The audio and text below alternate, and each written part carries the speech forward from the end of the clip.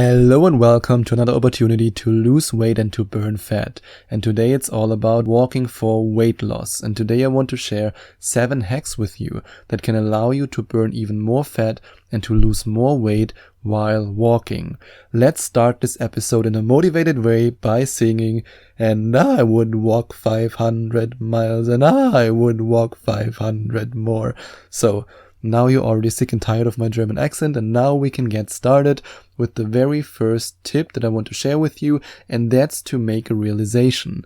And the realization is that, drum rolls please, walking can in fact help you to lose weight.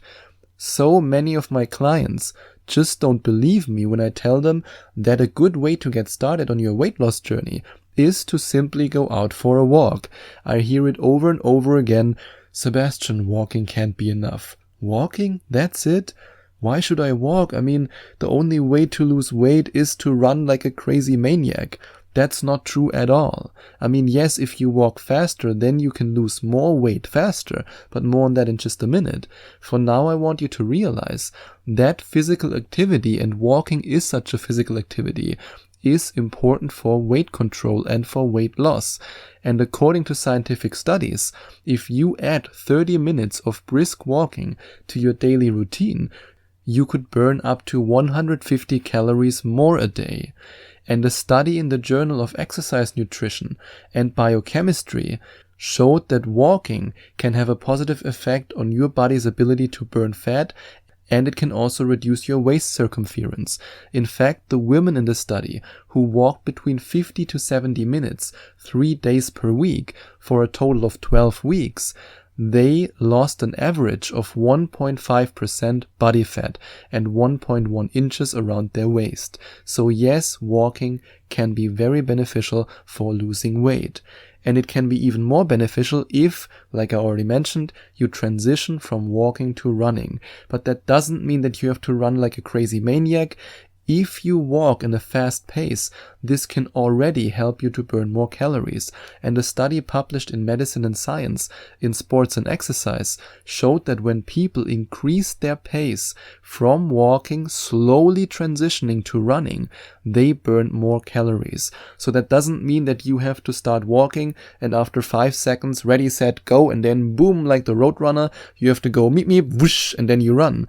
That's not required at all. But if you slowly transition from walking to a faster pace and then in the end a short run, this can help you to burn more calories. And what you can also do is to make it easier for your body to burn calories during your walks with a very powerful weight loss supplement. In fact, a very powerful natural weight loss supplement. And this incredible weight loss supplement is based on the science behind miracle molecules. And these miracle molecules are probiotics. And probiotics can help you to lose weight and to burn fat in many different ways. They can release appetite-regulating hormones. They can increase levels of fat-regulating proteins, which can then lead to decreased fat storage in your body. And in one study, eating a yogurt with a certain lactobacillus led to a body fat decrease by 3 to 4% over the course of 6 weeks. And another study of 125 overweight dieters investigated the effects of Lactobacillus rhamnosus, which is, by the way, also one of the many ingredients of the supplement that I recommend to you. And in this study, they observed the weight maintenance phase and the weight loss in total of the participants. And the women who were taking the probiotics lost 50% more weight over 3 months compared with those taking a placebo pill. Yes, the placebo effect can be powerful, but this study proved that this only one specific lactobacillus had such a huge effect that the women lost 50% more weight. And now imagine how much weight you can lose if you combine different lactobacillus forms and different probiotics in one powerful supplement. And if you want to find out more about this supplement, you can go to loseweightpodcast.com/video, or if you want to skip the explainer video and you want to read about the science behind the supplement and you want to read about the scientific studies of the individual ingredients, then you can go to loseweightpodcast.com/letter and you find both these links in the description. and then walk uphill instead of downhill. If you walk uphill, it's easier for you to lose weight than if you walk downhill, which should make sense, because walking uphill is a little bit more difficult than walking downhill. I mean, we all know that walking downhill is very easy, but walking uphill takes a little bit more effort, and as a result, you burn more calories. Even though, now that I think about it logically, I mean, hey, if you walk up the hill, at some point you also have to get down the hill, unless you take a bus home. But when you, for example, work out on a treadmill, then you can simply increase the treadmill gradient, and then at the end of the workout, you then lower the gradient again.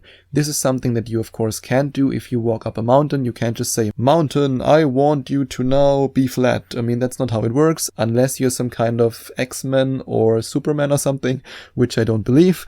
So when you then use the treadmill, it's easier for you to simply increase the treadmill gradient. And then you can walk uphill until you're exhausted, and before complete exhaustion, I want you to stop, because I don't want you to say, "Sebastian, you are the reason why I landed in the hospital." I always want you to listen to your body, and I want you to start slowly and then slowly but carefully increase the intensity. And this also brings me to the next point. Don't walk when you are in pain. If you have an injury, even if it's just a little injury in your foot, and it doesn't feel that right, and your gut feeling tells you, "Nah, today I shouldn't do it," then don't force it. Yes, it's great that you are motivated on your weight loss journey, but you can also have too much motivation, and too much motivation can backfire. Because if you work out when you are injured, especially when you then transition from walking to running, this can lead then to an even bigger injury, and then you can't work out for an even longer time. So listen to your body. And you can, of course, also during your walks combine different resistance training exercises with walking. Every now and then you can, for example, do some squats. That's something that I love to do. I love to go for a walk, then I run a little bit, then I do some squats, and then I walk again, then I run a little bit, and then I cool down, then I do 10 more squats or 20 more squats. And this is not only a perfect leg workout, but it can also help you to burn more calories and to lose weight. And if you don't mind how other people look at you, then you can also do push-ups. Oh Jesus, now I just sounded like Arnold Schwarzenegger. Then you can also do push-ups. You can also do push-ups during your walk. That's something that I also like to do. I mean, I don't really care what other people think of me. I'm truly resistant to this idea of, what will this person think of me? So I do that during my walk sometimes, of course, only when the floor is not too dirty. When I'm, for example, walking in the park and it's clean, then I every now and then do some push-ups and squats while I'm walking. And you can do the same if you want to lose weight.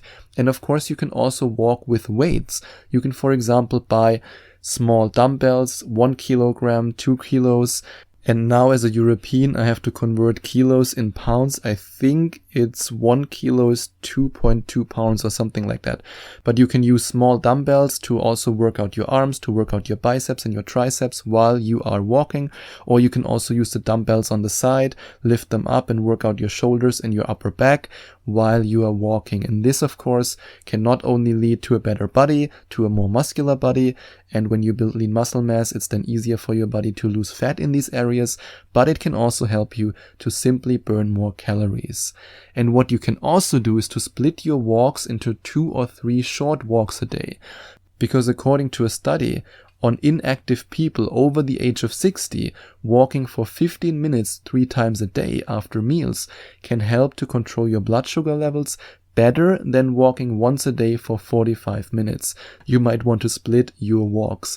And if you want to look this study up, it's called 3 15-minute bouts of moderate post-meal walking significantly improves 24-hour glycemic control in older people at risk of impaired glucose tolerance, in case you want to look this study up. And in case you want to find out more about the science behind the ingredients of the supplement that I recommend to you that you can use for your weight loss, then you can go to loseweightpodcast.com/video or click on the first link in the description if you want to watch the explainer video. Or if you say, no, screw that, I don't want to watch any video, I want to read about the scientific studies behind these ingredients, then you can go to loseweightpodcast.com/letter or click on the second link in the description.